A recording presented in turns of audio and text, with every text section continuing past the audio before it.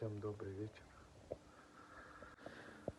Закончил я верхнюю часть, сделал уже наклеечки.